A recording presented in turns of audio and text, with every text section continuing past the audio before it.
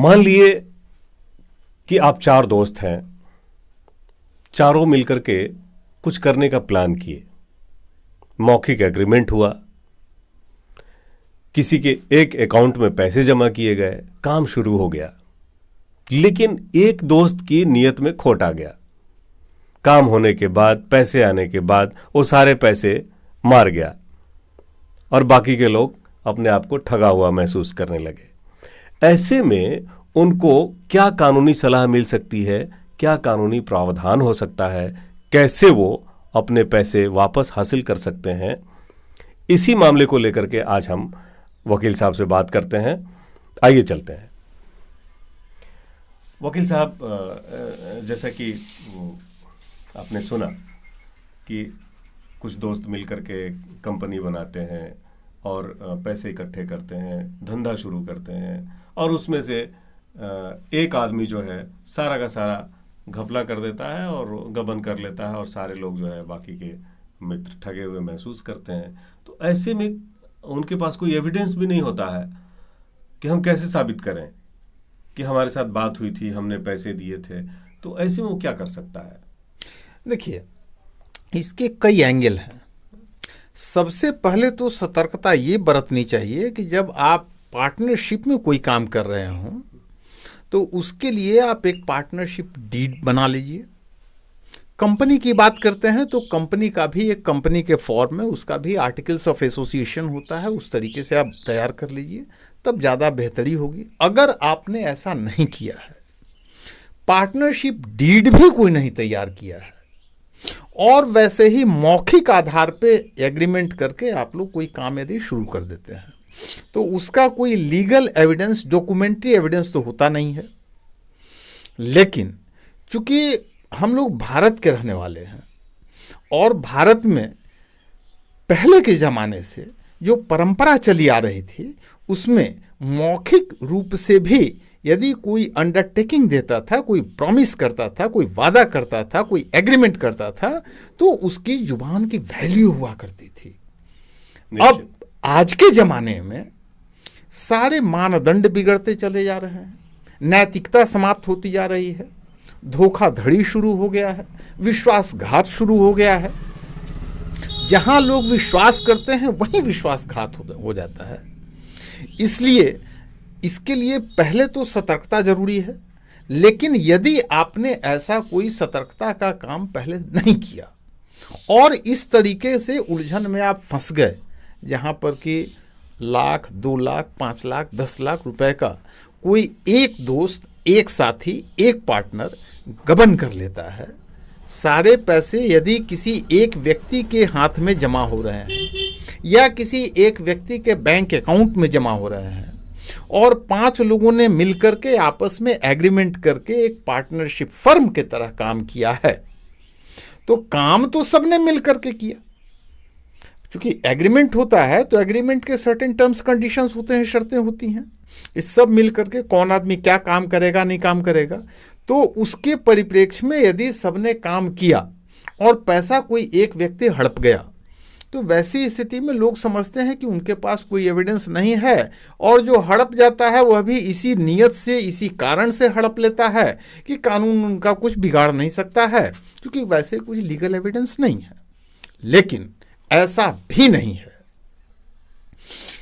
अब पहले भी कुछ प्रावधान थे और अब और इंडियन एविडेंस एक्ट में अमेंडमेंट किया जा चुका है। तो अदर एविडेंसेस भी जो डॉक्यूमेंट, पहले 2 ही तरह के एविडेंस हुआ करते थे, 2 ही तरह के साक्ष्य होते थे, या तो ओरल मौखिक या फिर लिखित डॉक्यूमेंट्री दस्तावेजी सबूत हुआ करते थे।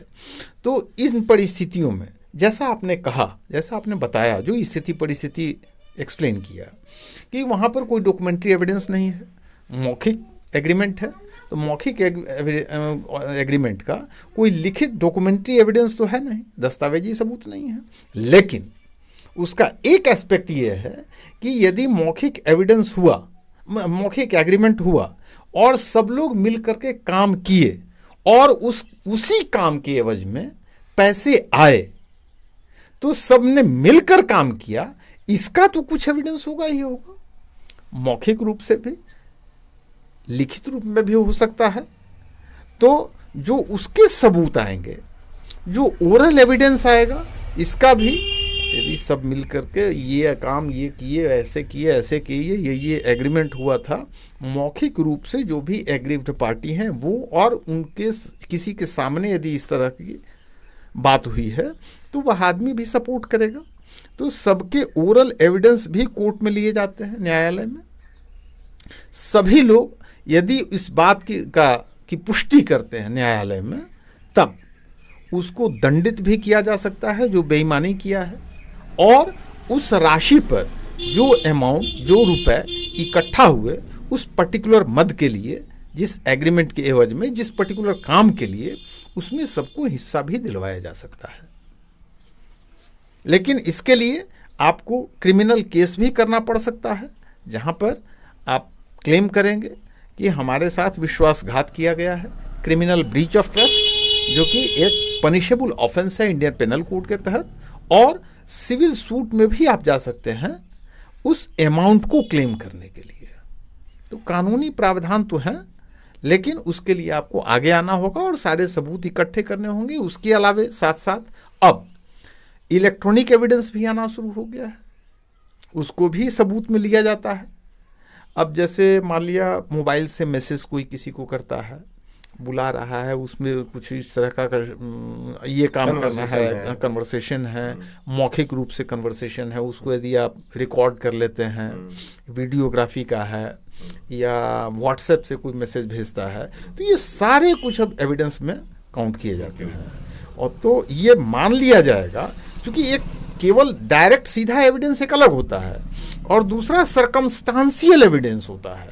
तो सर्कमस्टांशियल एविडेंस यानी परिस्थिति कैसे बनी और इसके तहत कैसे कैसे काम हुआ। तो भले ही कोई डॉक्यूमेंट्री एविडेंस वैसा नहीं है, एग्रीमेंट डीड आपने नहीं तैयार किया है, लेकिन फिर भी उस आधार पर आप क्लेम कर सकते हैं और आपका क्लेम न्यायालय सुनेगा। तो दर्शकों, जैसा कि आपने सुना, वकील साहब ने बड़े ही साफ तौर पे बताया कि आप ऐसे केस में अगर फंसते हैं तो आप क्रिमिनल केस कर सकते हैं, टाइटल सूट कर सकते हैं। एविडेंस अगर कोई नहीं है तो आप डिजिटल एविडेंस, अगर बातें हुई हैं, आदान प्रदान हुआ है, बातचीत हुई है, तो उसको आप आधार बना सकते हैं। ऐसी चीज़ों को लेकर के आप कोर्ट में पेश कर सकते हैं और आप अपने अधिकारों की रक्षा कर सकते हैं और आप अपना हक प्राप्त कर सकते हैं। तो वकील साहब, बहुत बहुत धन्यवाद आपका। आपने अपने अनमोल सुझाव और कानूनों के बारे में बेशकीमती जानकारी दी दर्शकों के लिए। अगली बार फिर हम मिलते हैं, कुछ और नई समस्याएं पैदा करते हैं आपके लिए, और अपने दर्शकों के लिए समाधान ढूंढते हैं। तो बहुत बहुत धन्यवाद। तो दर्शकों, आपका बहुत बहुत धन्यवाद। आप देखते रहिए टोटली बिहारी।